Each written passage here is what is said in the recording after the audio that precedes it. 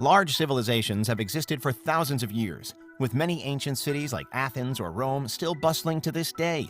But with the Industrial Revolution, an explosion in manufacturing jobs and urban migration has led to the advent of megacities like Tokyo and New York.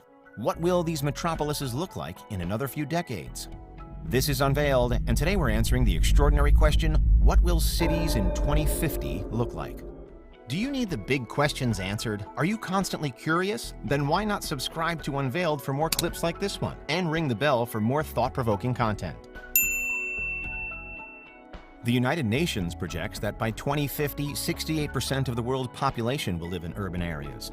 Undoubtedly, the cities of 2050 will be bigger and denser, housing far more people than today. As more people migrate to cities looking for better living conditions and work opportunities, cities will continue to expand. Some major cities, like London, have a long history of consuming small towns and outlying areas, and this is only going to continue around the world. Regardless of whether the future gets better or worse, the development of urban centers is going to be controlled by one thing: climate change. If climate change continues, we're going to see explosive growth in cities as some places become uninhabitable due to extreme heat or flooding.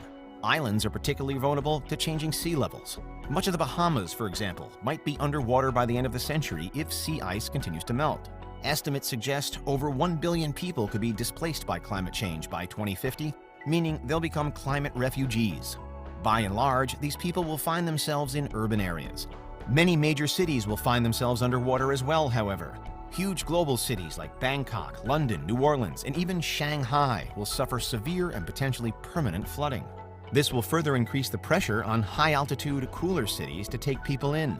A city like La Paz, Bolivia's capital and the highest altitude capital in the world, might become a new global metropolis because of its distance from the sea and mild temperatures.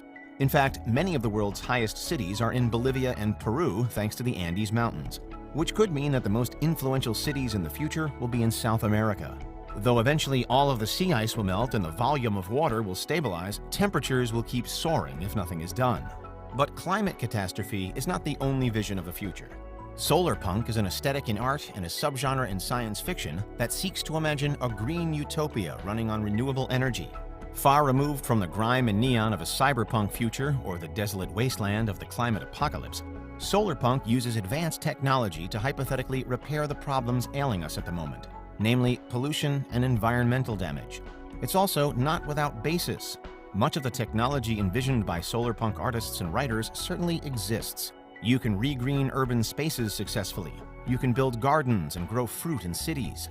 Solar panels will someday be good enough to power the world.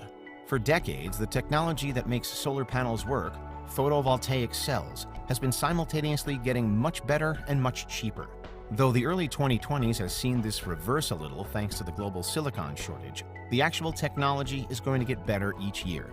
In fact, the price of PV cells dropped by 82% between 2010 and 2019.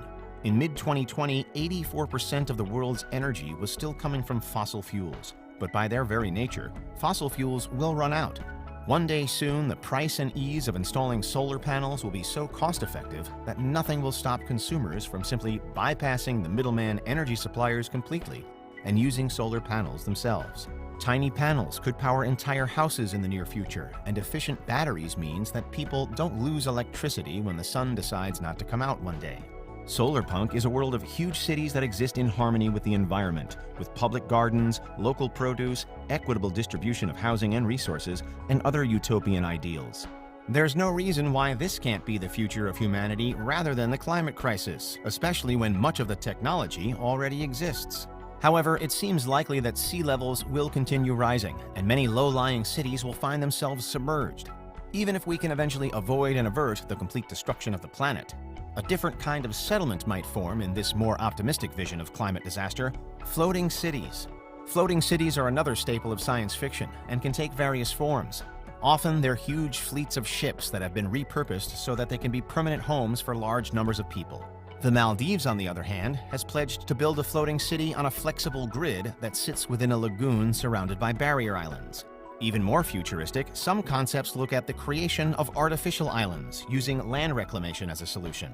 However, artificial islands built this way are immensely expensive, and you get very little real estate for the money and time it takes to construct one, which is why they're not really a solution to rising sea levels. Ships, on the other hand, were mastered by humans centuries ago, and monumentally large ones already exist. Another landmark dystopian novel, Neil Stephenson's Snow Crash, has a futuristic city exactly like that, the Raft, which is occupied by thousands of people and floats clockwise around the Pacific, past Southeast Asia to Alaska and down the west coast of the US. Whether a floating city would be good or bad depends on the people running it. It's no more or less likely to breed unpleasant living conditions than a regular city, and has every potential to be as green and clean as a solar-punk utopia. But it would always be immune from the effects of rising sea levels, and be able to sail away from the unbearably hot parts of Earth. Also present throughout science fiction and increasingly in popular culture is the idea of the metaverse, a simulated world that many people like Mark Zuckerberg believe contains the future of humanity. If the future really is VR and someday everything will take place there, then maybe this is what the cities of the future will be. Anything you can imagine and render in a virtual space. People locked into VR permanently might not even care what the real cities outside look like, as they sink further into a post-climate decay. This is a truly unsettling idea of the future, more than people relocating to higher ground or having to live on boats. Humanity so disinterested in the well-being of the planet that we lock ourselves away in skyscrapers and decide we're not going to think about what's happening outside. Most people probably aren't happy to simply let the environment collapse, however. A survey conducted in 2020 polled 80,000 people from 40 different countries and found that the vast majority did care about climate change and think it's a serious issue. We're not ready to give up hope just yet, it seems.